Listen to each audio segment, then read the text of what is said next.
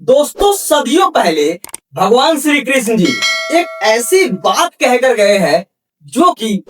हमें और आपको अपने जीवन में पूरे जीवन काल के लिए उतार लेना चाहिए। उन्होंने इतना प्यारा बात बोला है। उन्होंने कहा है कि हमारा अधिकार सिर्फ हमारी मेहनत पर है, लेकिन हम अपना अधिकार उस परिणाम पर जमाने लगते हैं जो परिणाम ईश्वर के हाथ में है। यानी कि आजकल का प्रॉब्लम, यानी कि हमारा और आपका प्रॉब्लम सिर्फ एक ही बात पे टिका रहता है कि हम अपने मेहनत पर विश्वास नहीं करके, हम अपने मेहनत को आगे नहीं बढ़ाकर हम उस परिणाम के बारे में सोचने लगते हैं जो परिणाम हमारे हाथ में है ही नहीं। क्योंकि हमारे हाथ में तो हमारा सिर्फ मेहनत है, परिणाम तो ईश्वर के हाथ में है। और वही अगर दूसरी तरफ इस देश के सबसे बड़े शायर दुष्यंत कुमार जी को सुने तो उन्होंने भी एक पंक्ति ऐसी बोली है जो हर एक इंसान के दिल छू जाती है। आप ध्यान से सुनिए। उन्होंने बोला है कि खुदा नहीं ना सही, आदमी का ख्वाब सही, कोई हसीना नजारा तो है बस एक नजर के लिए। यानी कि हमारे जनरेशन का सिर्फ एक ही प्रॉब्लम है, हम उस उम्मीद में अपने आप को पाल लेते हैं जो उम्मीद हम अपने आप से किसी और को कंपेयर करते हुए अपने अंदर बैठाते हैं और उस उम्मीद को अपने ऊपर इतना हावी कर लेते हैं कि अपने अंदर बर्दाश्त करने की क्षमता खत्म हो जाती है। जो कहते हैं ना, सब्र का फल बहुत मीठा होता है, उस तरीके की बात हमारे अंदर होती ही नहीं है। और आज का विचार हम उसी सब्र के लिए बात करेंगे जो सब्र अपने अंदर पालना चाहिए और हर एक इंसान को उस बर्दाश्त करने की क्षमता को जानना चाहिए जो कि सीधा मेहनत से निकलकर उस परिणाम तक उस इंसान को पहुंचाती है, जो परिणाम उस आदमी को इतना महान बनाती है जिसकी महानता की गणना करने के लिए ये संसार भी छोटा पड़ जाता है। तो दोस्तों, जो सब्र है ना, इसका अपने जीवन में बहुत बड़ा इम्पैक्ट है और इस सब से हमारा जीवन कहां से कहां पहुंचता है, आप इस छोटी सी कहानी के जरिए हम आपको समझाने की पूरी प्रयास करेंगे। दोस्तों, कहानी को स्टार्ट करने से पहले मैं आपसे दो शब्द बोलना चाहूंगा कि ये कहानी थोड़ी पुरानी है लेकिन है असरदार। तो चलिए उस कहानी को स्टार्ट करते हैं और आपको उस कहानी के जरिए इस सब्र जो शब्द है ना, उसके बारे में आपको अच्छी तरीके से बताते हैं। देखिए, एक आदमी अपने जीवन से बहुत परेशान था और इतना परेशान था कि वो अपना सब कुछ छोड़कर एक घने जंगल में चला जाता है और घने जंगल में जाकर एक पेड़ के नीचे बैठकर फूट फूट कर रोता है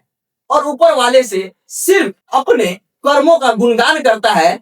जहां पे वो रिजेक्ट हुआ हो, जहां पे किसी काम को लेकर अपने आप को फेलियर समझा हो, उसी बात को रोना रोते हुए ऊपर वाले से अपना शिकायत दर्ज कराता है। तभी उनके सामने से उस जंगल में एक और आदमी गुजरता है और वो आदमी उस परेशान आत्मा को रोते हुए देखकर वहां पे ठहर कर उनसे बातें करना चालू कर देता है और उनके जीवन के बारे में पूछने लगता है। जब उस रोते हुए आदमी ने अपने जीवन की सारी कठिनाइयां, अपने जीवन का सारा दुख उस आदमी को सुनाता है ना, तो आदमी उनके सामने जो दो पेड़ थे उसी का एग्जाम्पल लेते हुए वो उस इंसान को इस सब्र शब्द का मतलब समझाता है और उसके जीवन में आगे बढ़ने का प्रेरणा देता है। दोस्तों, उस इंसान ने ये बताता है कि आप देख पा रहे हो तुम्हारे सामने दो पेड़ है, एक बांस का पेड़ है जो 90 फीट ऊंचा है और एक आम का पेड़ है जो लगभग 10 फीट ऊंचा है। और आपको पता है, इस दोनों पेड़ के लिए एक साथ एक समय पे हमने इसी जगह एक ही दिन बीज बोया था, लेकिन पहले साल में ही इस आम के पेड़ ने अपने बीज को इस जमीन से ऊपर लाकर हरे हरे पत्तियों के साथ इस जंगल को एक खूबसूरत बनाने का मौका दिया। लेकिन पहले साल में इस बांस के पेड़ ने कोई भी हलचल नहीं आया और एक साल बीतने के बाद दूसरा साल इस आम के पेड़ ने एक युवक की तरह उस तरीके से जवान हो गया कि ऐसा लगता था कि अगले साल से ये आम का पेड़ फल देना चालू कर देगा। लेकिन अभी भी उस बांस के बीज को लेकर ना कोई भी हलचल नहीं थी, कोई भी एक पत्ता, एक डंडी तक बाहर नहीं निकला था उस जमीन से। दूसरा साल बीत जाता है, फिर आती है तीसरा साल। तीसरे साल में उस आम के पेड़ उस कंडीशन में था कि बस कुछ ही महीनों में आम के पेड़ एक बीज से इतना बड़ा पेड़ बन गया था कि वो फल देने के लिए बिल्कुल रेडी था। और अभी भी तीसरे साल बीतने के बाद भी उस बांस के पेड़ ने एक छोटा सा पत्ता भी उस जमीन से बाहर नहीं निकाला था। जैसा तीसरा साल बीतता है तो चौथे साल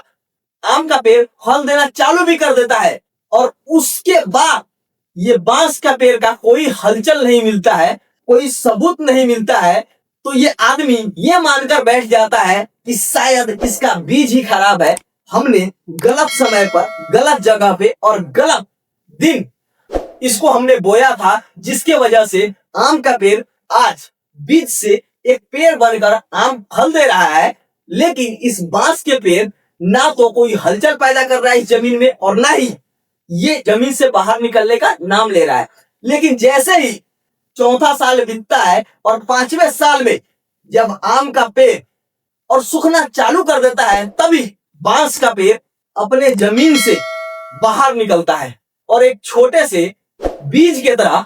अपने आप को इस दुनिया के सामने प्रकट करता है 5 साल बीतने के बाद।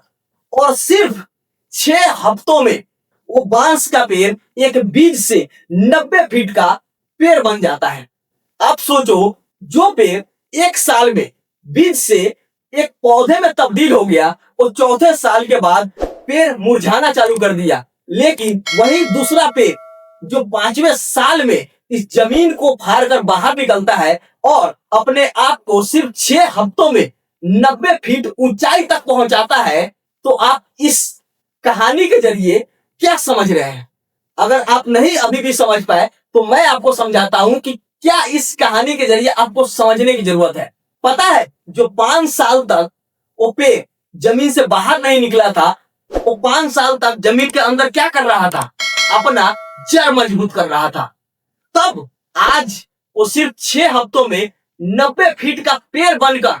आसमान में लहरा रहा है, उस धरती पर अपना पैर जमा रखा है और ये इस दुनिया से वादा कर रहा है कि चाहे तुम आंधी लाओ या बारिश लाओ, चाहे तुम लाओ कोई तूफान, लेकिन आप सिर्फ मुझे हिला सकते हो, लेकिन मुझे कभी भी जड़ से मिटा नहीं सकते। क्योंकि हमने 4 साल जमीन के अंदर रहकर हमने सिर्फ अपना जड़ मजबूत किया है, जिसके वजह से आज 90 फीट की ऊंचाई छू पा रहा हूँ, इस जंगल के सबसे बड़ा पेड़ बनकर दिखाया हूँ और आसमान के चहचहाती धूप में और चिड़ियों के चहचहाती घंघराहट में अपने आप को उस ओहदे पर बना रखा हूँ, जहां पर ना तो मेरी कामयाबी को कोई आंधी रोक सकता है, ना तो कोई बारिश रोक सकता है और ना ही कोई सुनामी मुझे उखाड़ फेंक सकता है। क्योंकि 4 साल तक हमने अपने जड़ को उस तरीके से मजबूत बनाया है जो कि इस जमीन को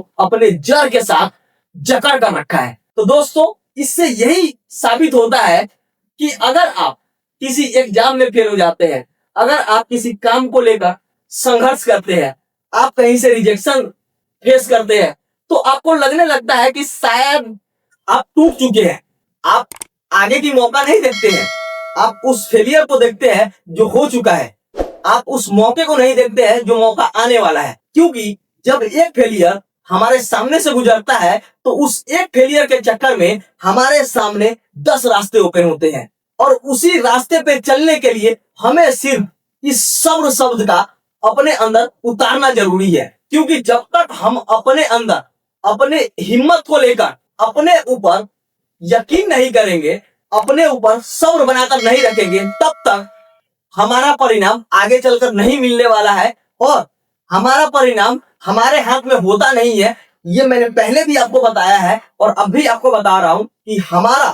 हक सिर्फ हमारे मेहनत पर है, परिणाम देने वाला ईश्वर है और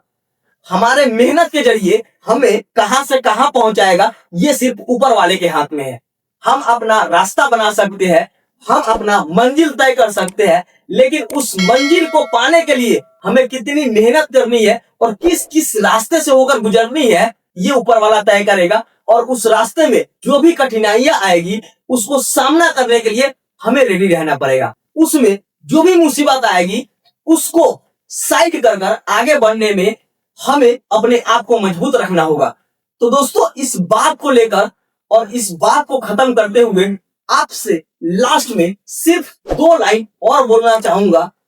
जो कि हमारे देश के सबसे बड़े संत गौतम बुद्ध, जिन्होंने एक इतनी प्यारी लाइन बोली है, जिससे सुनकर आप अगर अभी भी अपने ऊपर विश्वास नहीं करते हैं, अपना अधिकार को, अपना सब्र नहीं मांगते हैं, तो आप अपने ऊपर शर्म फील करोगे इस लाइन को सुनने के बाद। उन्होंने इतनी प्यारी लाइन बोली है जो आपका दिल छू जाएगा। उन्होंने कहा है कि बूंद बूंद से घड़ा भरता है, उसी तरीके से छोटी छोटी मेहनत से एक इंसान महान बनता है। यानी कि आप अपने ऊपर जब तक विश्वास नहीं करेंगे, अपने मेहनत के ऊपर बिलीव नहीं करेंगे, और ये जो शब्द है ना, सब्र, ये आपके अंदर कभी भी नहीं आएगी। और जब तक सब्र आपके अंदर नहीं आएगी ना, तब तक आप किसी भी मंजिल को हासिल नहीं कर सकते। क्योंकि दोस्तों, किसी ने यूं ही नहीं बोला है कि सब्र का फल बहुत मीठा होता है।